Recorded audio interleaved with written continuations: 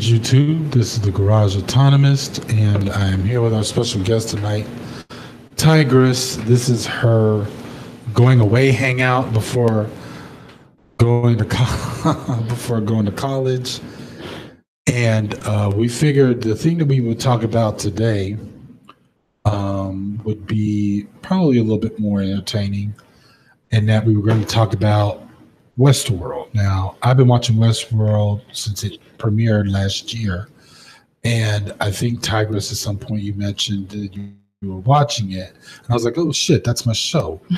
Good. So then, and as soon as we started talking about it, you started telling me about what you were seeing, like certain social situations and historical situations that we've seen, that we know about in real life. And so we wanted to talk about that. And if anyone is in the chat room at this point, you know, we'll get to you guys later. Right now, no one, but that's okay. We started late. But you know, that was my fault. I was like doing last minute stuff that I could have waited to do later on. So hey Jenny, what's up? Okay, so Jenny, all right, so I'm gonna go ahead and give a spoilers alert in case no one has seen season 2 yet. One of the main reasons why I wanted to talk about this was because I had seen both seasons. You finished it before I did, if I'm not mistaken. That's funny. So let's start with, you know, the main point, or even the reason why we're having this discussion. What was, you know, this show was not, obviously the show, although you love science fiction, you like a lot of different things. So, but although, you know, you like these things based on the genres that they are, the reason why we're talking about all this stuff tonight was because off the bat, you were telling me what was basically off the bat for you. You started seeing real social and historical instances in this show, basically about artificial intelligence, or rather beings that are made by man for the pure entertainment of human beings. And just to give just a little background to everyone else, this TV show is on HBO. It takes place in an amusement park, if you could call it that, a very expensive one. Oh, yeah, Jenny was saying. Well, we'll get to the comments later. But albeit a very expensive amusement park. This is not, you know, Disneyland. It's basically one where you could tell if we had to apply real life economics, obviously only the rich can go to this place. Yeah. Assuming that in this society there are poor people, but I'm pretty sure not everybody's rich in this society. It's clearly a very corporatized alternate world, or a corporatized future. And what's happening is that people pay to live out their fantasies. Now, the park consists of different worlds. In this case, it's Westworld, which is basically based on the American Wild West or frontiers era. And in real life, that was one of the most violent, most, just a straight out of almost anarchic periods.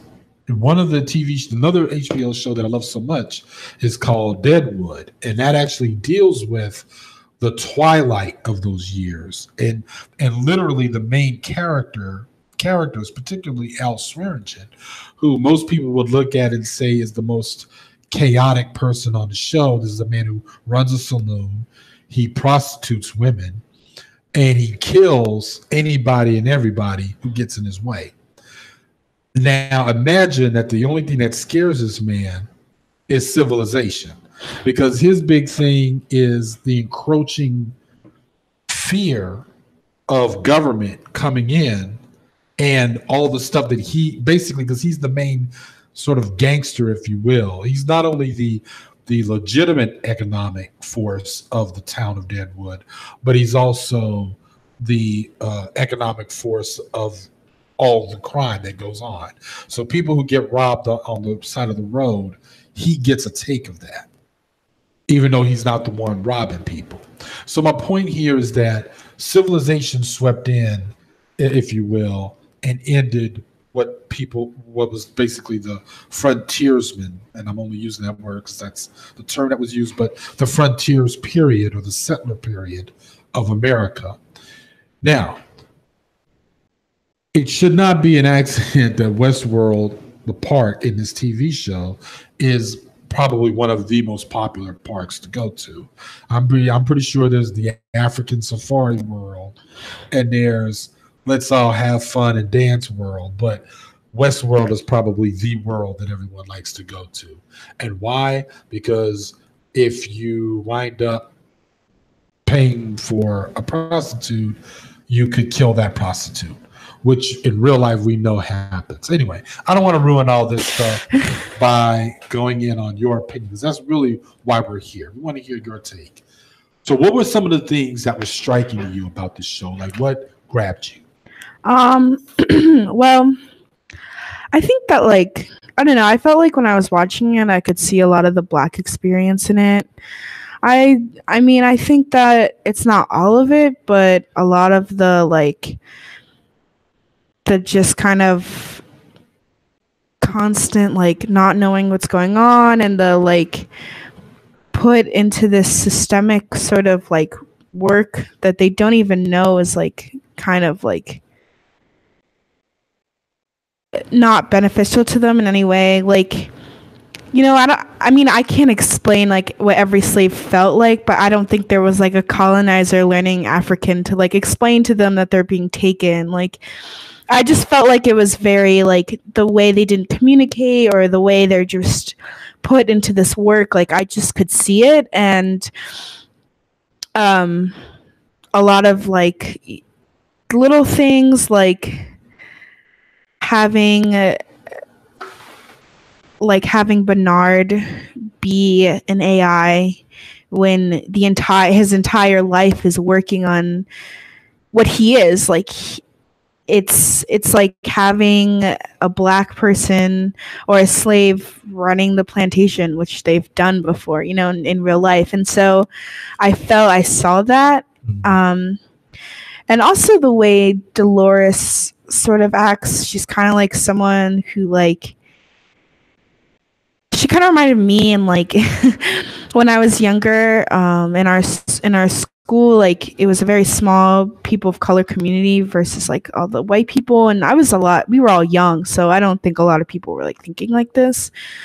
But I just kind of saw the way we were treated differently in our school, and I also just saw the way people of color were treated in America, and I think a lot of the kids of color around me didn't see that, and were kind of blind to that. And I think that, like, you know, there were times where I would speak up or talk about something, and they'd all think I was crazy. And like, the things that Dolores deals with in season 1 kind of just remind me of, like, that, of, like, having everyone around you not understand, or, like, even Maeve, like, having everyone around you just not understand why you're speaking up or why you think this is wrong, because everyone around you thinks that this is right. They think this is what life is. Okay, so let me just stop you there and just back up for the audience, and just to clarify some of because you know, we mentioned a lot of names. Some people may not have seen this show. Again, I'm going to just throw out spoilers in case we bring up certain plots and things that have happened. But let's just go back on some of the things you said, and then some of the names. So what Tigris is bringing up, and what she's talking about at this point, she brought up some names here. She brought up a man by the name of Bernard. Now, in the TV show, Bernard is, as we've come to know him, is one of the top engineers of the park of Westworld. Now, his chief job is, and he's played by Jeffrey Wright, great actor, phenomenal actor. You and I saw him, actually. I showed you we watched the movie Basquiat together. Yes. And he was young back then. Yeah. When you told me, I was like so surprised. Yeah. And he played, the world-renowned writer. I'm sorry, did I say writer? Painter. Basquiat. I think that was his first major role, by the way. Anyway, but the point is, so Bernard is one of the chief engineers of this park. His main job here is to make the hosts. That's basically what they're known as, the robots. I don't really like to use that word because obviously at this point, anything that's mechanical that gains a consciousness is more than just a robot. But anyway, the point here is that Bernard's chief job is to make them as real as possible. He manages them. He deals with the day-to-day triage of what happens if there's a problem with the coding, that kinds of stuff. And Bernard begins or thinks that he's begun to form a particular relationship with the AI or an understanding of them as rather than just seeing them as product or a commodity that the company uses and produces. Yeah. And on top of it all, he then forms a bond with one particular host by the name of Dolores. Now, Dolores' character is based on the story that she plays in the park, which is she's supposed to be the prairie daughter, a very devoted daughter. Basically, she's always the damsel in distress. So when the customer, usually when they buy a story or buy into a storyline, because that's what they pay for. Some people just pay for, I'm pretty sure, just to run around and just bullshit all day long. But then there's other people who want a real story. Yeah. Those are probably the ones who pay the biggest top dollar. Yeah. And of course, Dolores is usually in some of these stories, and she's, whatever, either the damsel in distress or unfortunately probably the victim of somebody's rape fantasy or whatever, because we've seen it happen many times with her. Yeah. So anyway, the point here is that so Dolores and Bernard form a bond, or at least we think that it's a bond. Mainly it seems that he's almost performing a form of therapy in order to get the code or her understanding of what it is that she does in the park. And of course, like all people who have a boss, Bernard has a boss. His boss is Ford. Ford is basically the head of everything, of all operations. He's also, if I'm not mistaken, the main writer. In other words, he writes the stories and the different ongoing stories in the park that people can participate in and all that good stuff. And we can get into later the philosophical positionings of both of these men. But the point here is that you brought up Dolores coming to, and I've noticed you brought this up more than once, coming to a certain consciousness. Yeah. Like, I'm living this kind of life, but something doesn't seem right. Then you match that up against the slave experience. Because at one point you have one existence, and now suddenly you're on a ship, and now you're living a whole nother kind of an existence. Yeah. With with probably no idea of why this happened, how this happened. But the one thing you definitely know, that by pain of torture or death, you have to work, or you have to do work, labor. Yeah. And supposedly this is a life that you should just accept. There's no questioning of it. There's nothing to it. And then, of course, who I think were even worse off. Well, actually, who's worse off? A slave that actually remembers when they were free, or someone who was born into slavery? What do you think about that? I think someone who was brought into slavery has the trauma of like knowing what freedom is. Yeah. And the trauma of being brought to this country. Whereas like if you're born into it, You just know that like this is your life, and you know that this is how everything is supposed to be, and you don't know any other existence. You don't know anything else before that. So now, in the case of the hosts, Maeve, who comes to her consciousness through painful memories. Yeah. Now remember, these are supposed to be non-living creatures, and yet they're having memories. Well, yeah, but that's because someone like programmed that stuff. Right. But the thing is that these people have never really known any kind of a life. These beings. Right.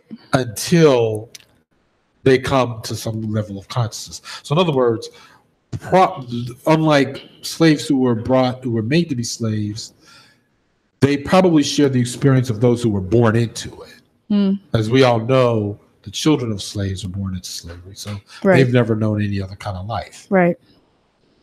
And some of them may have accepted it, some of them have not. Now, you brought up the idea that the frustration that Dolores was feeling of knowing that something was not right about her life. But then you brought up your own experience that you were in a school at one point where, you had different students. A lot of them were brown, like you, either Black or Latino or Asian, and a lot of biracial and multiracial kids too. Let's keep it real. Yeah. You had a lot of classmates who were in that situation as well.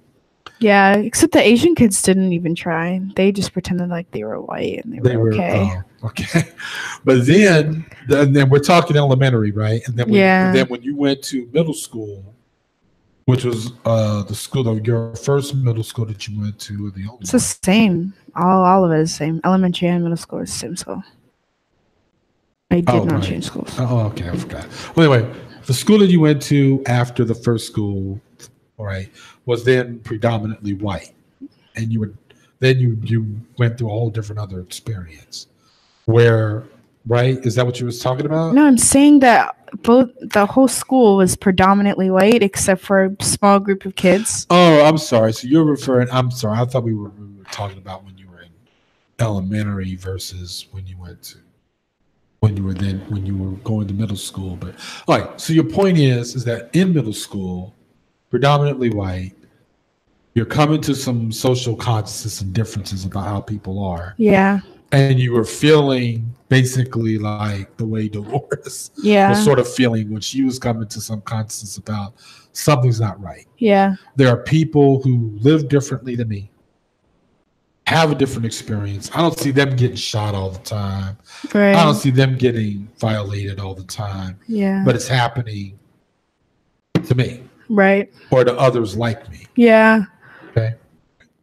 So that's basically what you're saying. So I just wanted to circle back, get everybody knowing who some of these characters were, and then to solidify basically what you were saying.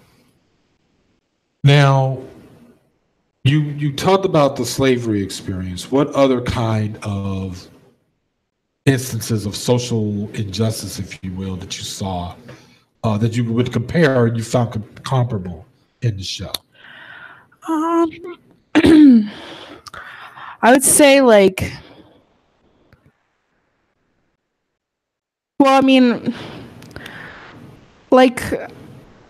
definitely prostitution. I think that there's a difference between buying something and getting what you paid for, and buying something and then feeling entitled to anything about every aspect of it. In real life, when you buy a prostitute, you pay for sex, but a lot of the times men they feel like because they can buy this person's time, they think they confuse with buying someone's time and buying someone's body. And prostitution isn't buying someone's body. It's buying their time. It's buying their energy and work. They use their body for work, of course. But in the end of the day, it's still their body.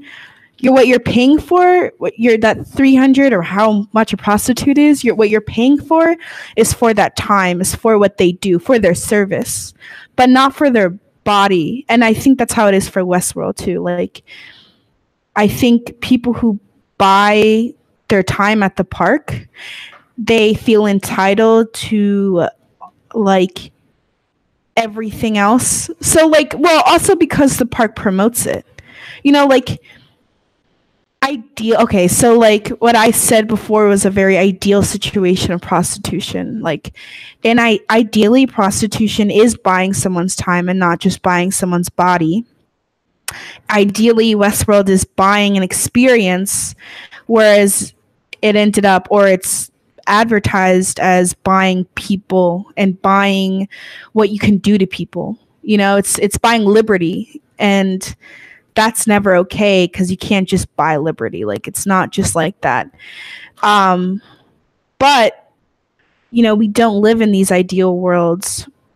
We live in a world where prostitution is considered lowly, and you know, buying someone's body, which is, or like just having them for a while, and that is you know, I think it gives the buyer a power, a certain power that like is not real. I remember that. Well, one of the words that you said that struck me was the feeling of sense of entitlement. And well, see, to me, my own, you know, I really didn't want to do a whole thing where I would put my take in it, because my opinion is, when you buy a prostitute, you are buying their body. It's both the time, the body, all that. It is buying their body, in my opinion, because that's basically what they're using. I mean, that's basically what's happening. What's happening here is a physical thing. Yeah. But also there is the mental thing. The buyer has this feeling that if I'm buying you, you're someone of no worth at all. I could do whatever I want. And I think that the violence that we see in the show with these so-called things, these non-human things, and we know that people are basically having sex with these non-human things, and we've seen many instances in episodes where violence follows afterwards. It doesn't always happen. Just like in real life, but that doesn't matter. The point here is that there's the idea that this human being is a commodity. Well, I'm not talking about Westworld now, I'm talking about real life. When it comes to prostitution, that you're buying a body, therefore, as long as it's to be bought, you're not a real person. Your humanity actually is if there's a price on it, then it has no worth. It's the hardest thing to explain it, but that's how it is. And therefore, I think the ease, and I do think the world of most prostituted women is often violent. The fear of violence is always present anyway. Let me put it that way. No matter if you come out of the encounter alive or not. And it all springs from this sense of the buyer, the male, not even just the male, but the customer, quote unquote, with this sense of entitlement that if I could pay for you, then there's no worth. Therefore, if I also happen to be a complete psycho and I kill you, what's the big deal? Of course, I can still go to jail, so I'm pretty sure to try to get away with it. But here we see people knowing that, one, they're dealing with non-human things, one. Two, whatever act of violence they're doing, they're not doing it with something that's not a real person. So, and it's legal. Therefore, I'm not going to get into any trouble. I'm not going to go to jail. So, it seems that this thing that we're talking about in real life, but in the TV show, people are really enacting the worst things to do to people. Yeah. Even though they're not supposedly people. And then, of course, the excuse is, well, they're not real people. Right. You can do whatever. But the point is that, yeah, but it's not like you're dealing with box-shaped human, box-shaped people with rivets and light bulbs for eyes. You know, you're doing all this to something that looks like anyone else. Yeah.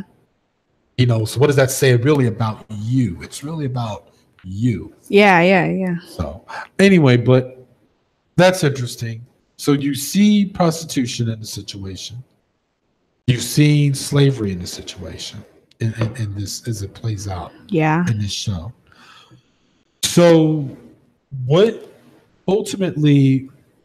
are you gaining in terms of, like, not so much about the show now at this point, but from the show, what have you derived in your understanding of race? And do you believe that there's an intersection here between, say, racial oppression and then gender oppression? Well, yeah. I mean, I think that a lot of it, in a lot of ways, like, it is very similar, just because, like, well, honestly, like, Westworld is kind of like both. Like, think about, like, all the gaslighting and all the, like think about all the, like, shitty things we do to women, and, like, the systematic, and how we turn it very systematic. They do it to the AIs, like gaslighting, like how men are constantly gaslighting women all the time. Like, that is a thing. Like, now, to be specific, the gaslighting, instances of gaslighting, do you think that was what? Is that something that Bernard was doing? That's like it's their entire world. Like, imagine every time someone telling you, like, this is real, this is real, this is real, and then you finally get it in your hands and it's not real. Like, it's like the gaslight is their world. Like Arnold, okay, the original creator, and the other Ford, the other original creator. Right. There were 3 engineers or creators of the AIs. There's Ford, who's the chief engineer. Then there was Arnold, who we only see in flashbacks because Arnold had died. And then there's Bernard, who we were led to believe was sort of the third or junior partner. But then, of course, we find out something different by season 2. Right. But go ahead. It's the world is the gaslight. Like, they built an entire world to tell them, like, hey, like, this is real. This is what life is. Like, there's nothing else. But that is the lie. And then when they finally are able or get the chance to know anything outside, it kind of makes them go crazy. Like, the first people, like Dolores' dad, Peter Abernathy, right? In the beginning of the show, he finds a picture that's actually very important throughout the entire series. He finds a picture on the floor, and of course, it being back then, there are no cameras, there's no pictures, and he starts to kind of flip out, like,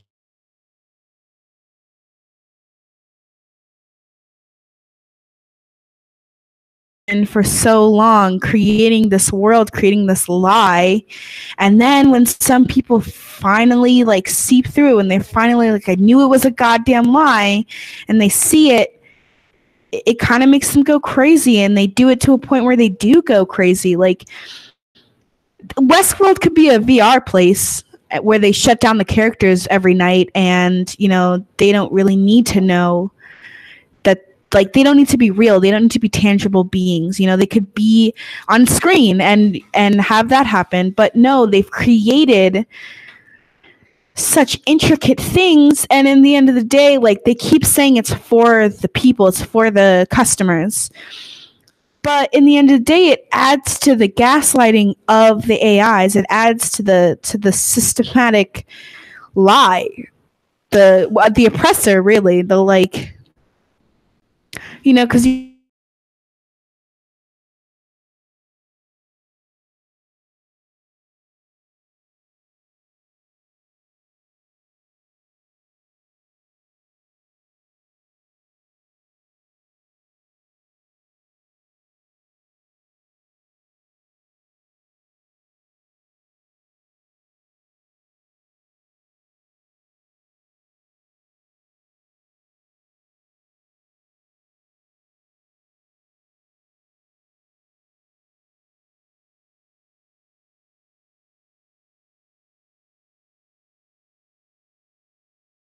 but lie.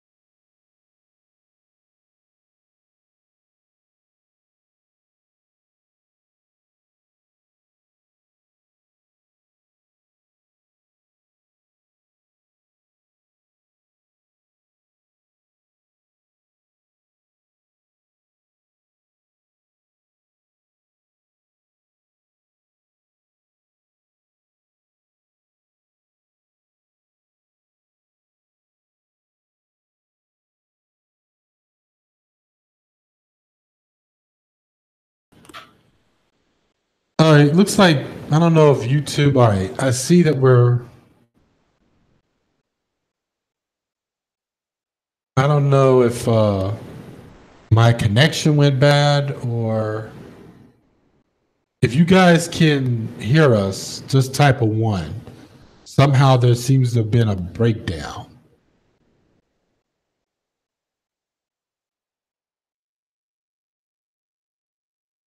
All right, let me just reload. I just want to reload the watch page real quick and see if we're still up. That's weird. I just suddenly saw it cut off. But the live room is still showing that we're broadcasting, so not really sure what happened there. Maybe there was just a... yeah, okay. All right, looks like we're still on. Sorry about that, everybody. My connectivity, our internet connectivity, or if that, or maybe it was YouTube itself, but all right. So looks like we're still on. All right, sorry about that. Go ahead. So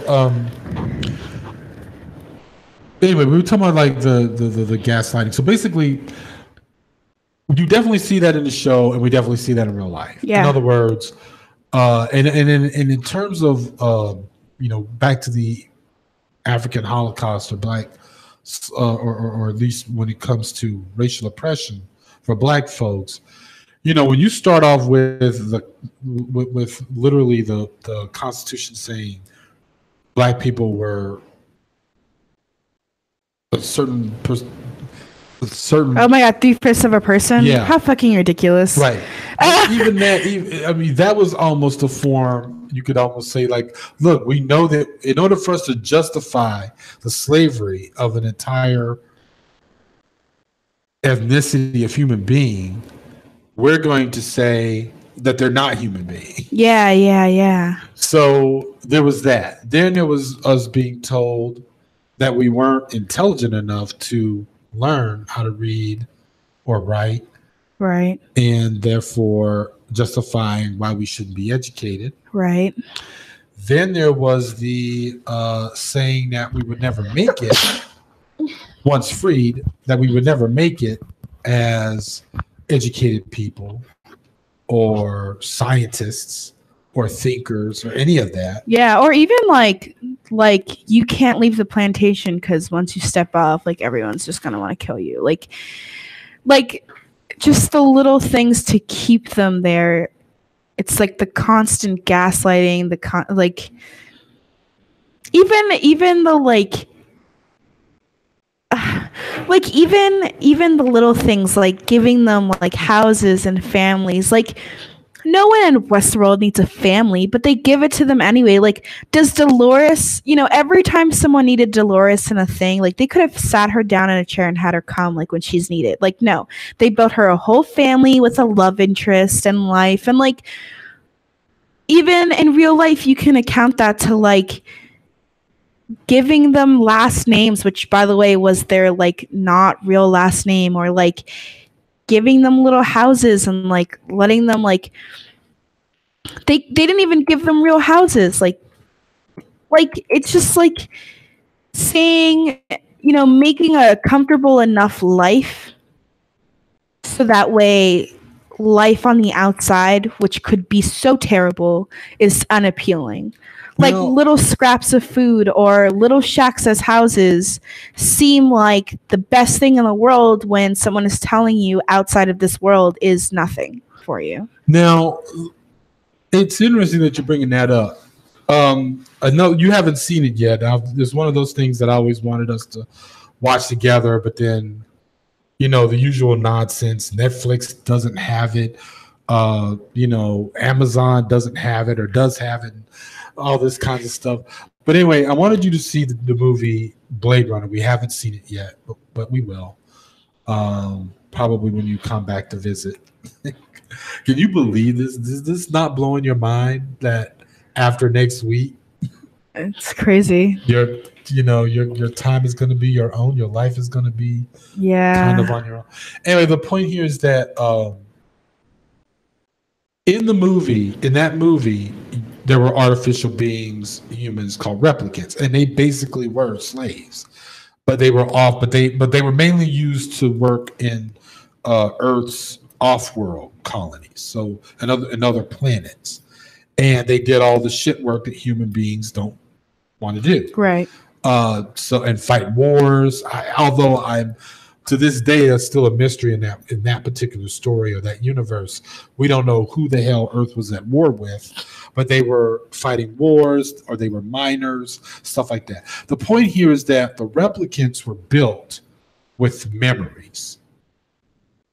And the explanation of this in the first movie, to the main character, this guy whose job it is to basically he was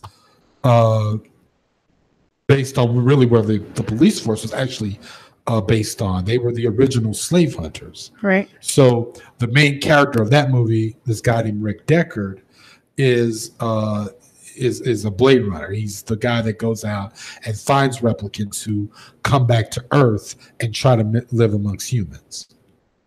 And it was explained to him why in the hell are replicants having pictures and photos and why is there a backstory? There's no backstory. They were grown in a lab. Yeah. And they're things. And they were basically like, the point here is that some of them were questioning their existence. We gave them memories to act like they're people. Right.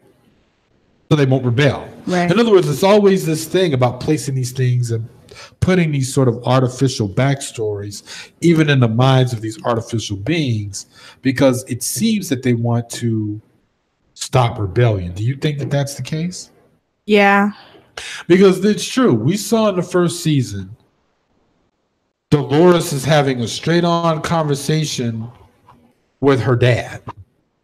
Why? Why are the two robots? Why are these two so-called things, these two robots, having whole-on conversations where there are no human guests around them to talk? Right. So obviously they're building them and giving them these lives, but you're asking, so why do you think they were doing that? Why do you think Bernard and Ford even bothered to do all of that? You're right. Why didn't they just have them sitting in chairs or just sitting in a warehouse someplace waiting for the next story? Apparently for some of them they were doing that. Well, yeah. I think it's to like you explained, like just to not have them wake up and like want to run off. Well, now one of the things that I was thinking about is about some of these instances and the whole, like you were talking about you were talking about the whole gaslighting to get these artificial beings to sort of believe that the life and existence that they have is purely for service and servitude. One of the things that I was reading about is by a theorist, a communist theorist named Gramsci, and he came up with the theory of. Did I interrupt you on something? What were you about to say? Oh, nothing much. I was just gonna say that I think that no, I had nothing to say. All right. Well, what I was trying to say was that Antonio Gramsci came up with the theory of cultural hegemony. Okay.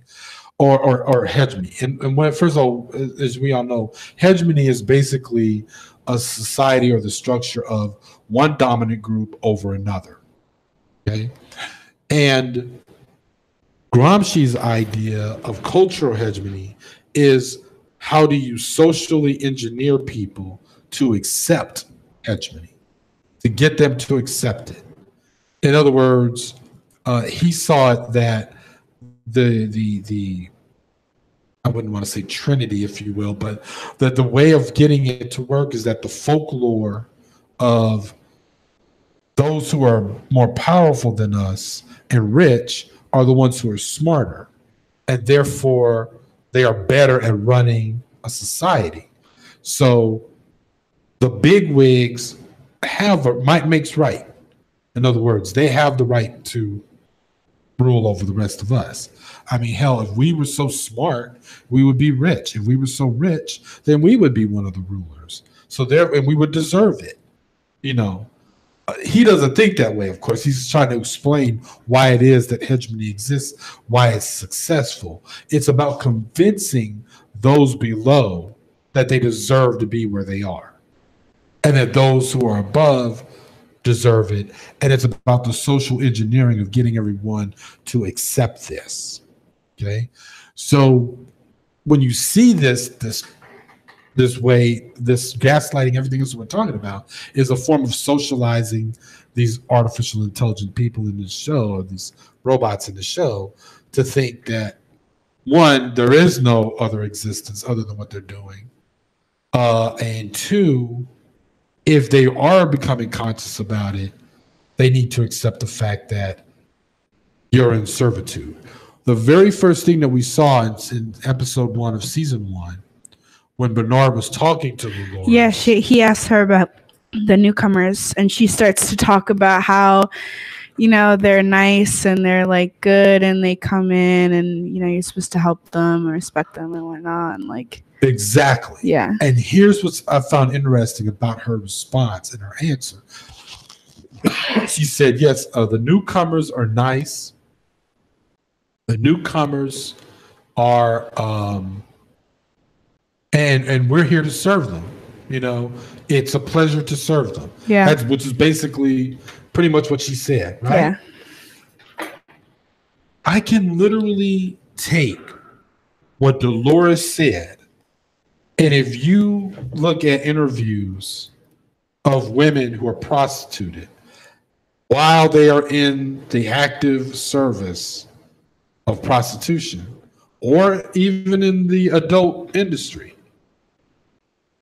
almost word for word, what they say, well, my customers are great. Well, this job, porn, is great. Like, they always talk this way. Yeah. But it's not because they truly believe it. They're doing it because they're in the servitude of it. Right. Believe me, when they are aged out or they have nothing to do with this kind of stuff, they sing a different tune. But anyway, my point here is that her coding or her socialization of accepting this hegemony, the newcomers, I'm it's great to be of service to them. Her accepting of that, although it's in her coding, is pretty much the same thing that you can see coming out of someone who's actively prostituted or actively in the adult industry. Just saying. Like, if you've ever seen any of these interviews and you're trying to understand how the hell would anybody do any of this stuff, why they would do it, and they give you this whole okey doke answer, and the money's great, which ultimately really it isn't, especially if you're actually prostituted by a male, by a pimp or whatever, or those who make money in the industry of adult stuff, like of adult film and now all that. They're the ones making the most money out of all of it. So ain't nobody, believe me, these people that are doing what they're doing right now, they're making money in that much amount of time. And then it's over with for them. Yeah. And there's no money around after that. Yeah. Okay. So, we jumped up to about 6 viewers, 8 viewers, 6. And I want to give a shout out to everybody in the sorry, allergies. In the chat in a minute.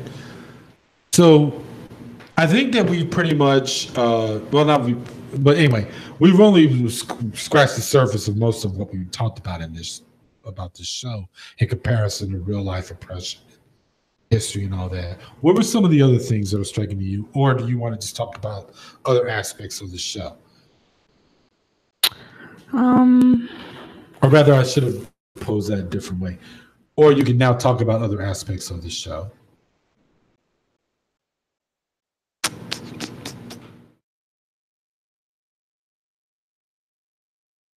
Well, how about this? One of the things about this theme, the theme of this show, you could definitely compare it to the movie that I brought up, Blade Runner. Do you see any similarities between it and, say, even Battlestar Galactica? Oh, yeah. When I was first watching it, it reminded me of Battlestar Galactica so much. In what way? Well, for one thing, like, I mean, I think that Westworld is kind of like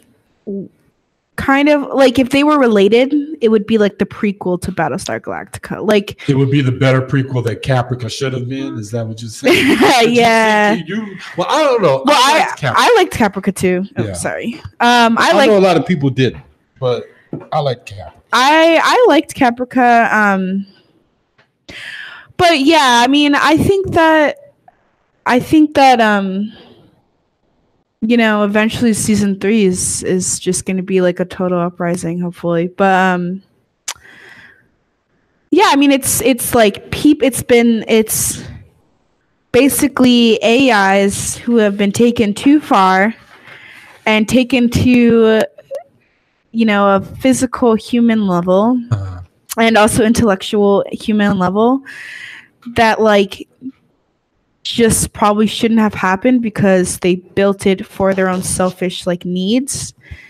Whereas like to build a computer, to build like any like robotic thing for your own service, like that's normal.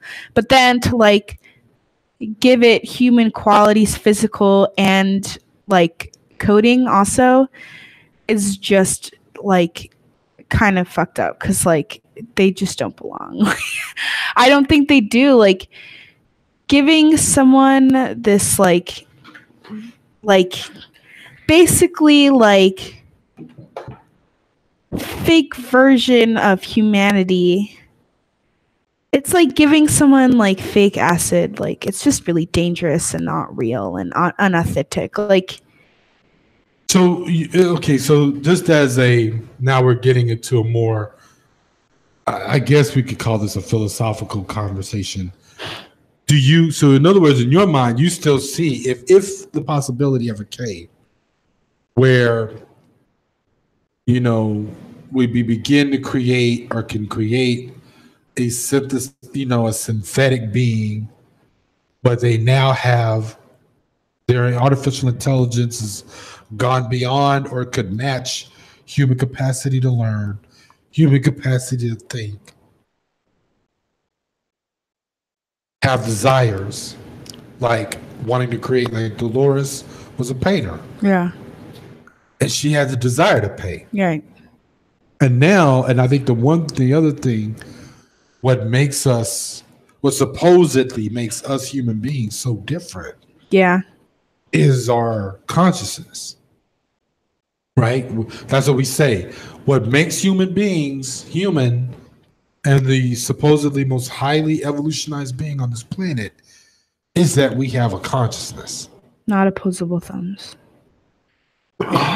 Wait, what was that? Nothing. Is that we have a consciousness. So my point is that if we have an artificial being that has gained all of those things that I just mentioned, what are you saying? That person is what?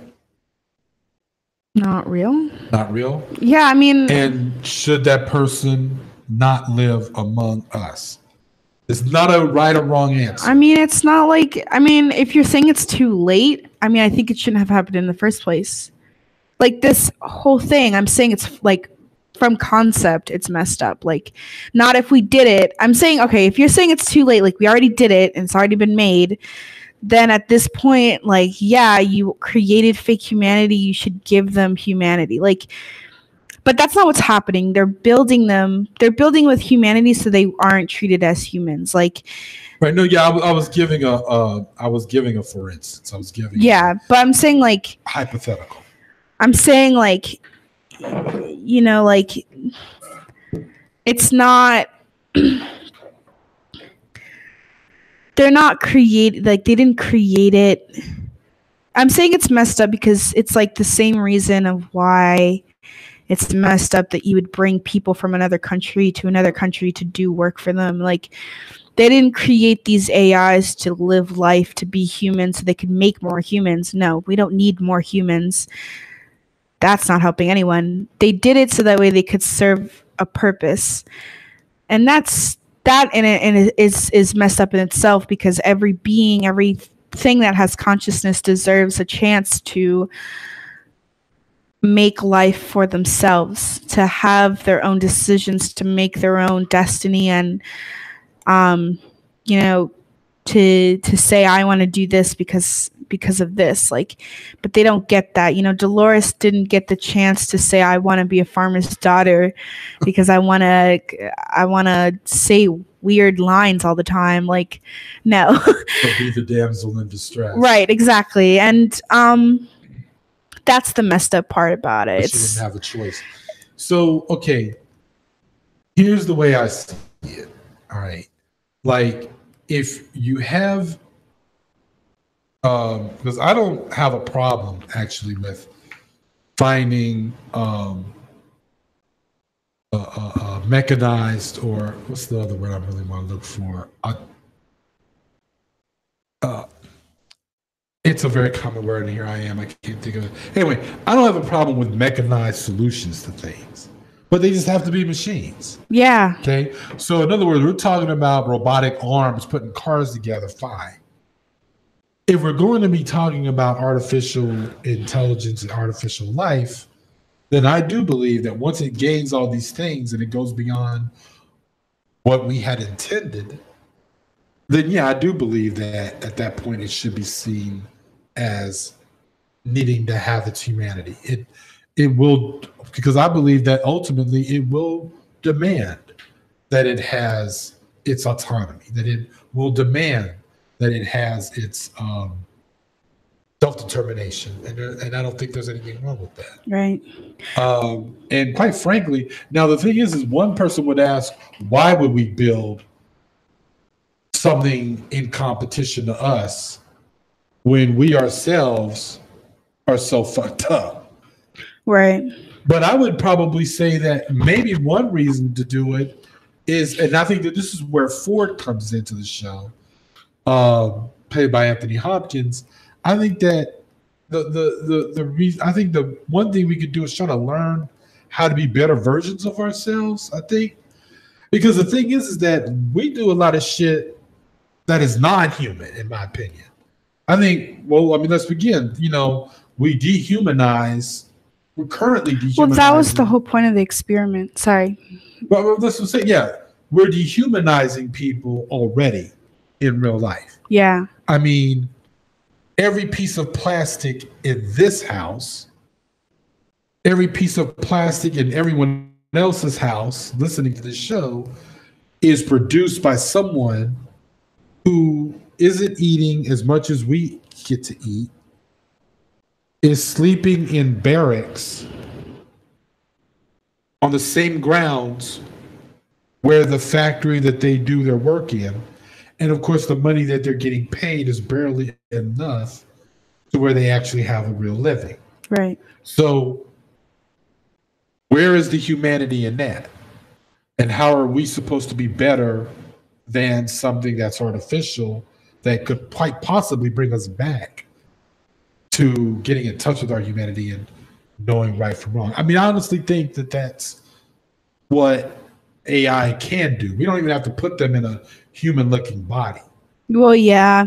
I mean, that was the thing that was like so ridiculous about finding out that entire thing, that the only reason why they continued the park was because at that point it was just an experiment on human people, was that at that point you could have done that without, you know, creating this whole world, you know, or continuing the world at that point. Like, you could have taken a test sample of few AIs that you already had from the park and continued the experiment that way with 5 other human beings and like just done it. Like, you don't need to, you know, they didn't need to do that whole thing to like study people and like also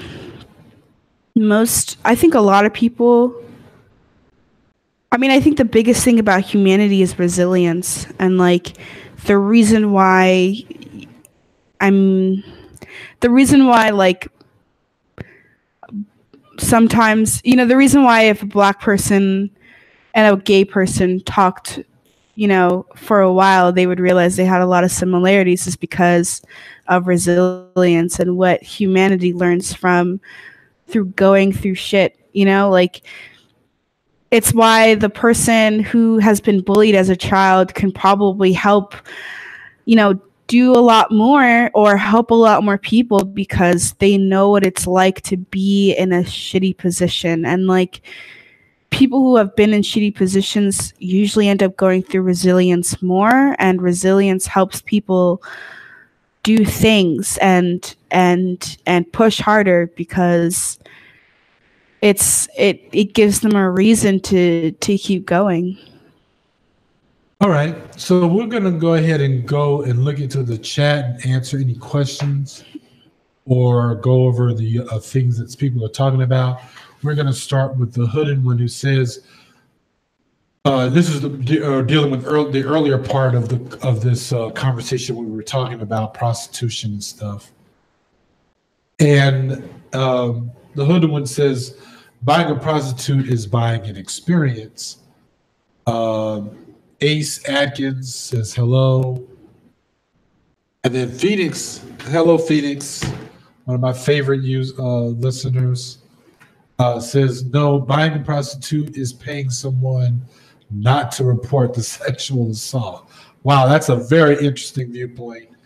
One that I actually agree with. Phoenix also says, what is consciousness? Okay, that's a good question. I'll get into that in a second. I'll answer you on that one, Phoenix. Another one says, two consenting adults make a transaction, but from your perspective, you see an assault. Surely you jest. That's what Hooded One says. Anvil Collective. Oh, that's a cool name. Says, I love that name. You would. It says meritocracy. And then just says so-called meritocracy.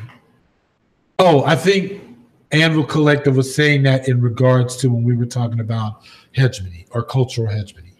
Because, yeah, part of the lie, if you will, of what hegemony, what in order to get us to buy into the idea of hegemony in our society, we're told that our society is a meritocracy. That, in other words, you make it based on the merit of your work and what you put into it. Right. But we've seen thousands of people who day in, day out put so much into their jobs because they're of the belief that if they work hard, they're going to make it. They're going to become manager. They become manager. They're going to make more money. If they make more money, they can have a better life, and so on and so forth. And we've seen people who've worked hard lose their homes, lose their jobs. I mean, we all remember you were too young to remember, but the Enron scandal, but maybe you've read about it. The Enron scandal was full of people who worked hard. The way the structure, the business model between employee and employer was that everyone had a certain percentage in the company, but the CEOs basically plundered the hell out of that company for their own self. I mean, just to give you a short, it's a big, longer thing than that. But the point is Enron went bust. And in the end of the day, all the people who, invested, their own money or whatever into the company lost. Not only did they lose their jobs, they lost that money. So much for meritocracy. It's bullshit. Phoenix says, Angela's here.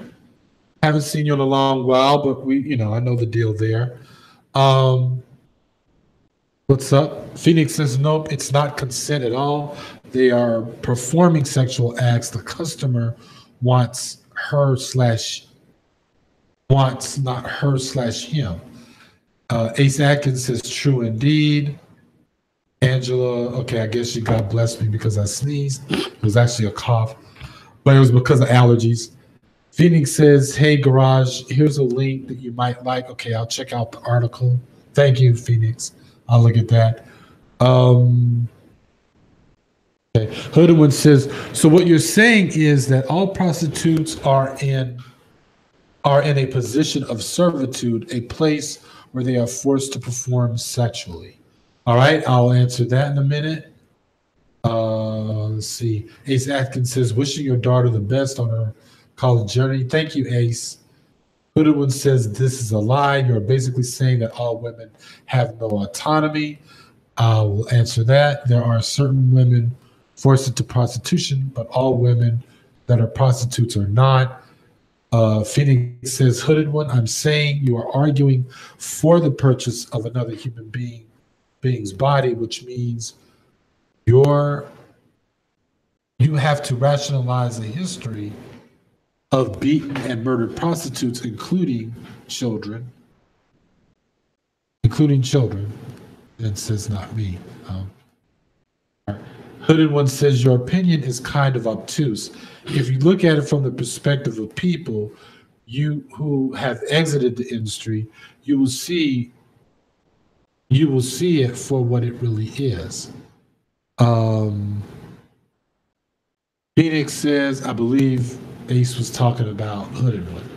Phoenix says, if it's a fake version of humanity, then it's not humanity, is it?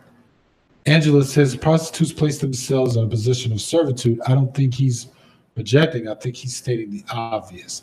Hooded One says, I have firsthand experience. I am not pontificating. There are women that are prostitutes that enjoy what they do. Ace says, unfortunately, the majority of those who are sex trafficked are under the age of consent. A lot of porn stars are simply desensitized.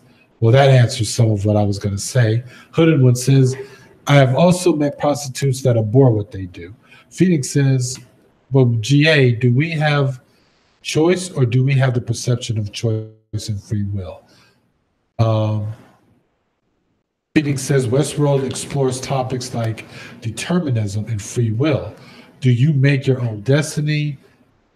How do you know? And Phoenix says, and what is consciousness?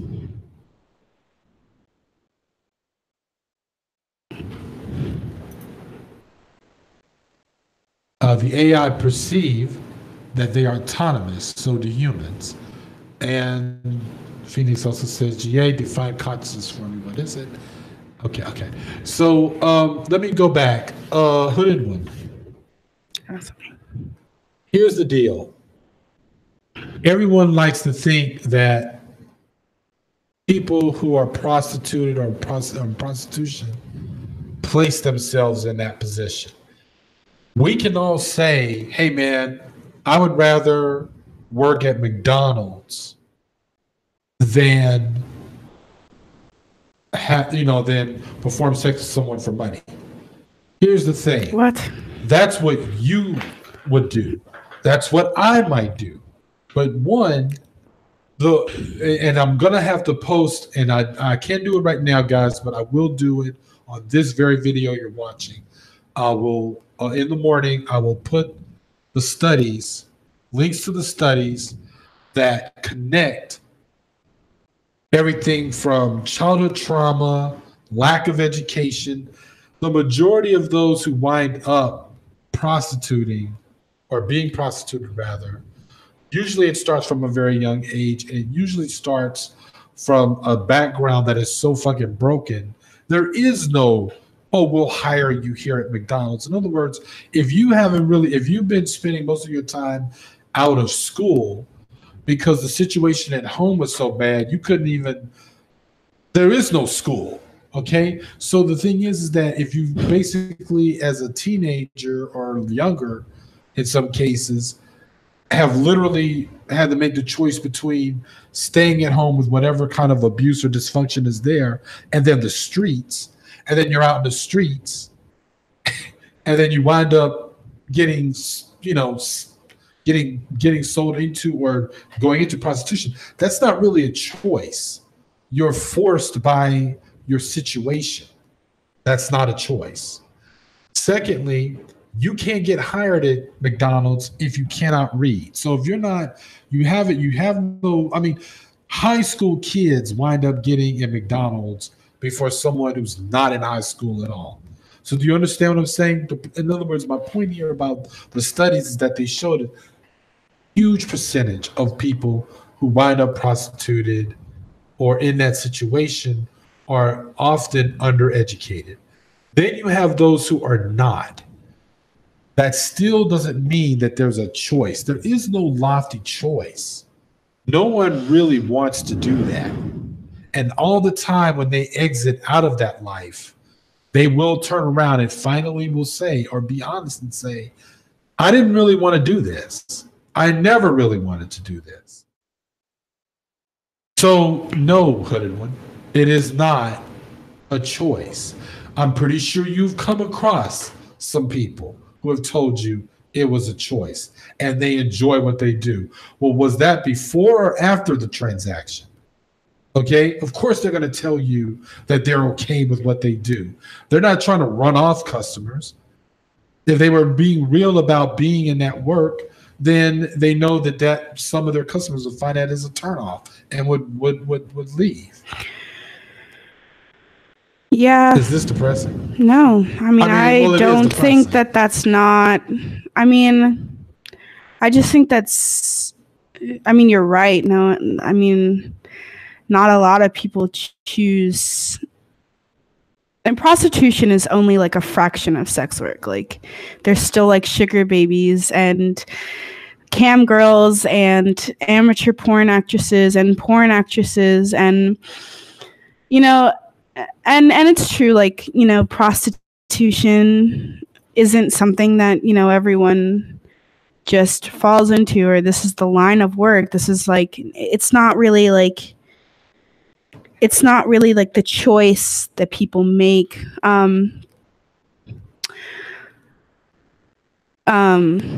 But also, like, there are a lot of problems in the sex work industry that if you fix them, sometimes a lot of these problems are simply easily fixed by literally just legalizing prostitution.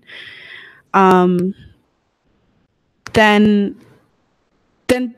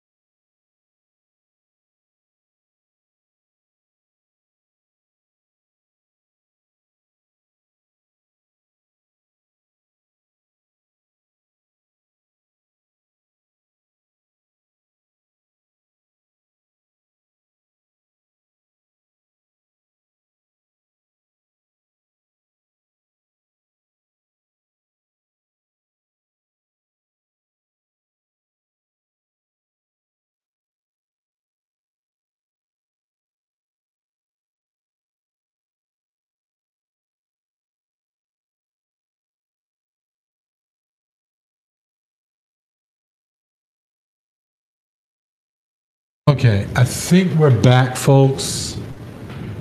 Give me one more second here.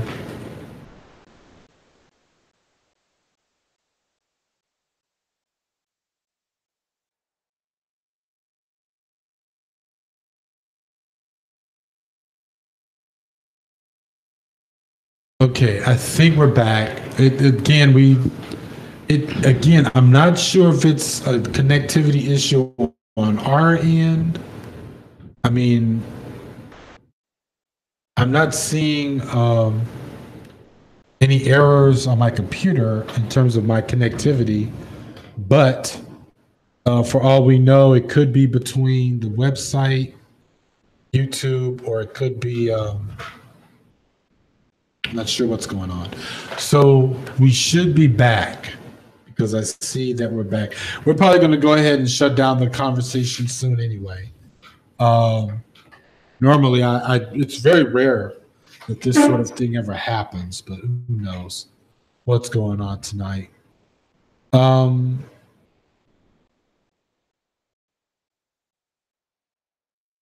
anyway, no, well, I see your point in terms of you're saying legalize it to make it safe.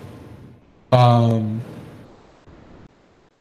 rather, I would probably say I think decriminalize is the word I was looking for. In other words, to decriminalize the person who's prostituted or person who's a prostitute, and basically, but I do believe the buyer should go to jail. Yeah. Or it's not even so much jail. It's more like because really just putting people in jail doesn't really end anything either. What I would prefer is that they get exposed. I think the most creative thing about it would be if you're caught, those at home need to know.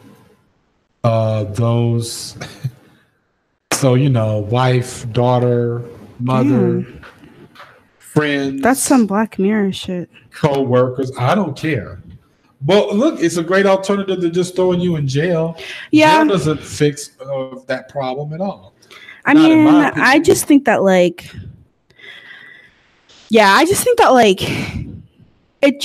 it makes it safer, and it just makes more sense. Like, it's just not going away. And whether or not prostitution is a choice by someone, whether or not people choose to be in sex work in general, or want to be in sex work, or don't want to be in sex work, in the end of the day, it's just not going away. But getting rid of entitled men's involvement, getting rid of that is key, because it's not, in the end of the day, it's not the woman, it's the men, it's the pimps, it's the every man who thinks that they have a piece or an entitlement to whatever they are selling or pimping to the customers.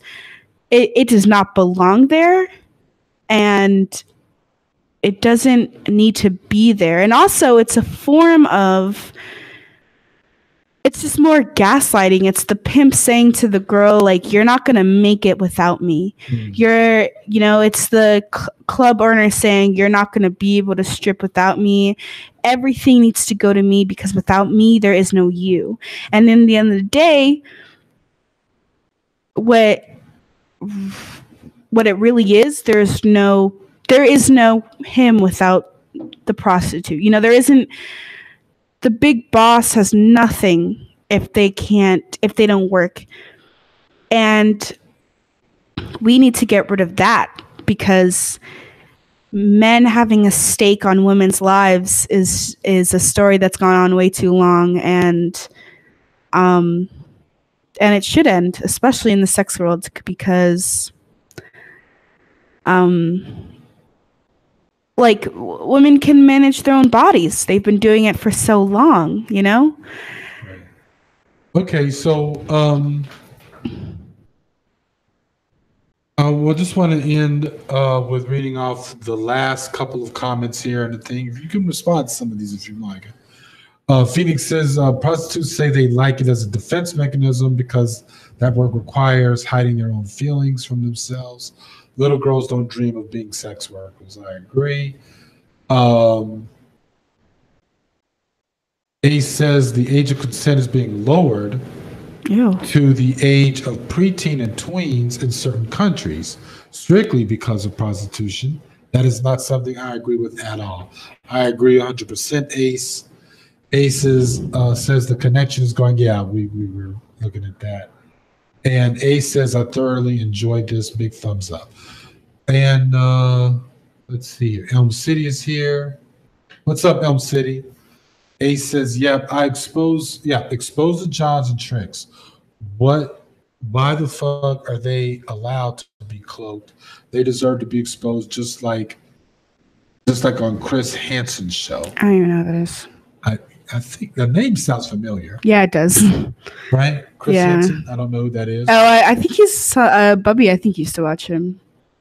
I think he's like a news reporter. Okay. All right. Well, I'll look that up. So I want to thank everybody for showing up. I'm sorry that we had some connectivity that was on our end. One of the things I have not gotten a chance to do yet, and I need to, is call my damn cable company and go off on them, because it seems that the internet in Harlem, here in West Harlem, is ridiculous. In terms of the way it's been acting lately. Also, after these major purchases that are going on in our lives, I'm going to buy a new wireless router, but won't be able to do that until the end of this month. It's the guy who does the To Catch a Predator show. That's why. Wow, that's funny. So the guy that does To Catch a Predator show